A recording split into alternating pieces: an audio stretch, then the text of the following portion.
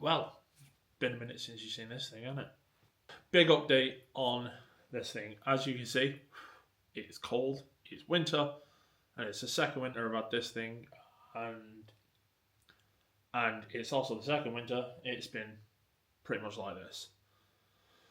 Progress has been slow on camera, done stuff like this. Bloody hell.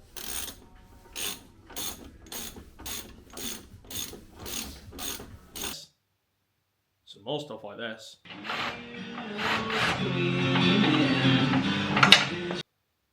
And plenty of stuff like this.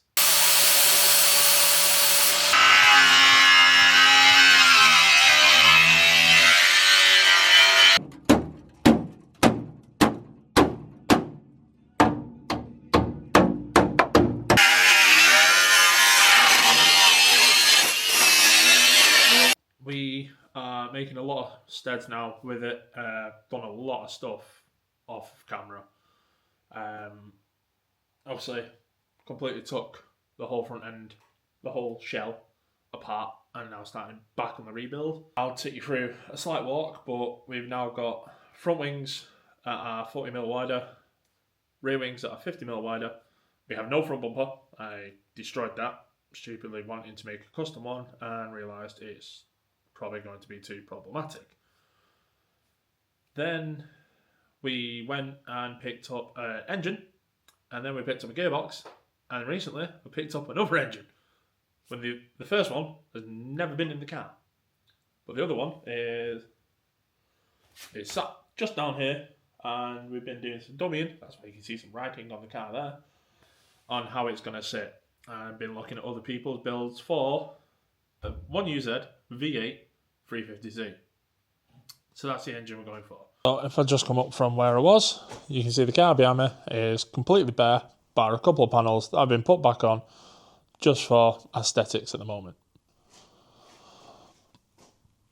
But look around the car now. Got the wheels on. Now they are temporary.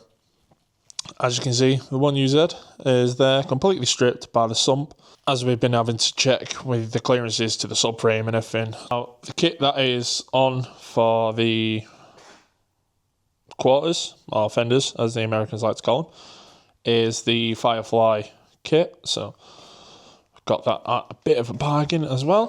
So, just come round. As you can see, the whole of the interior of the car is completely out. Taking all the sound deadening out. That took forever. Probably never want to do that again the way I did it, but it had to be done. Now the rear of the cab, obviously, that probably took me way more time than I really wanted. Again, same as sound deadening, but that stuff. I probably went through about 20 cutting discs and at least 2 spot weld remove bits. Now having a look at this car, and having a look how they built it, it seems the guy who did decided, I know, I'm going to bolt stuff together and then I'm also going to weld it. But yeah, as you can see there, that is daylight you can see through the boot. So, that's the engine we're going to use. It is going to be a supercharged 1UZ. And then if we come round to the back of the car, open the boot up, I'll just pass you through here. There we go. So yeah, looking at the back of the car, it had been crash damaged on this bit here. So I decided to start poking at it, and when I started poking at it, it all started falling apart. So I got the angle grinder back out and cut most of it off. But the idea is the back end is going to go tubular frame anyway. So we've got that. I do have the rear subframe back on the car as well. Took it off, obviously, to get underneath it. But we've put it back on because soon this car will be going off for a full cage. So, you see the cab inside here. We will be going full 6-point MIG welded cage from the guys over at QFab. So, obviously, we'll be chatting with them in the next couple of episodes. I do plan to start a lot more episodes on this car. As you can imagine, with just stuff slowing down at the moment, it's a case of just get as much as I can done off camera, and then try and pick it up again once I'm getting more parts. So obviously the more engineering things are going to start coming through now. As we do have the 1UZ, we also have a gearbox off a 325 TDS BMW with the 1UZ bell housing already welded onto it. So obviously it's fixing that to that eventually, but for now it's using the dummy one that is at the front of the car and then running obviously as, but then it's a case of then we're going to run it, dummy it all up, start dry building it as they say, and then seeing how it all fits, what I've got to make, what I've got to have made, everything like that. So as we come around here, you'll see the other car behind me. I will go through that in a different vlog about what's behind me. But at the moment, that is the to-do list. Now this is just stuff I had to buy and stuff that needs welding, but that's after the cage. This is all stuff for the cage. As you can see up here, it's booked in for the 2nd of the 2nd, 2026. And we've got to remove seat rails at the driver's side, remove firewall bits in the rear of the cab, attach the rear subframe, which I've done, and hence the tick. Attach steering, which is done. I can now take that. Remove the windscreen, which will be a shame because we've got some logos on there. I've got to cut the doors for the cage. I've got to cut the doors to fit to the roll cage as we are going for the NASCAR style door bars. So obviously they'll be coming out and going wider. We do have the driver's side done. We've just got to do the passenger side. So that will be coming up soon. And then I'll put the doors on, which isn't too hard. I can even do it on my own now.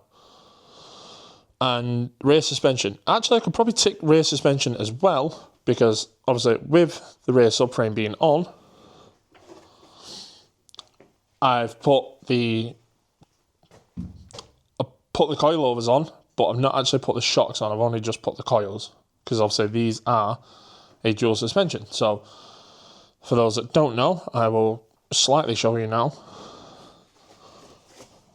But as these guys have a separate coil, and then the shock that sits up there as well. So just for purposes of it going up for a cage, I can just put the coils on and then just leave it, and then when it comes back, do all the engineering to get the coilovers back on. Because yeah, I snapped a bolt taking it off. It's completely not my fault, but it is my fault. But yeah, it's not my fault. Not a major, big progress update in terms of, obviously, loads done to the car to get it forward. And one thing I've done in the engine bay is got rid of this stupid piece of metal that comes around here. And then we got Outcast Customs to weld it all back up, pinch it all in, weld it up all nice and neat.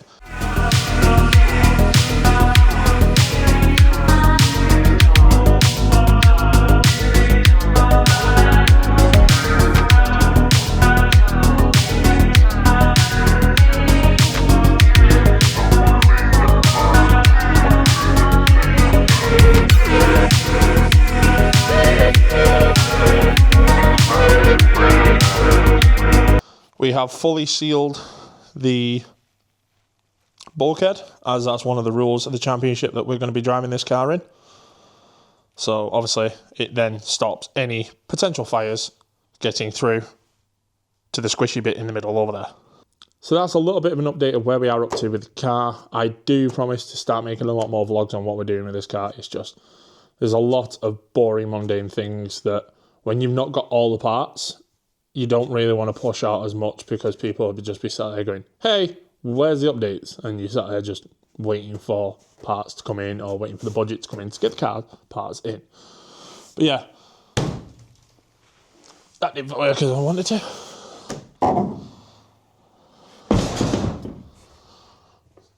But that is the now nicknamed by myself. I'm probably going to workshop these nicknames for this car. It's probably just going to end up calling Z. But People shout at me calling it the Z when it should be the Z because we're English. No, Z. But I was thinking of the 351 UZ or 351 UZ. Kind of goes together. But yeah, thanks for watching, guys. I hope this wasn't too boring. I will be taking some more drill bits to this car and getting some more bits out. So the next update you will see is dry fitting the dummy engine, which is down here, with the gearbox to obviously see where it's going to be sat, and then taking the car over to QFab and getting those guys to put together a roll cage for us. So yeah, thanks for watching, guys. Don't forget to like, share, subscribe, and we'll see you in the next one.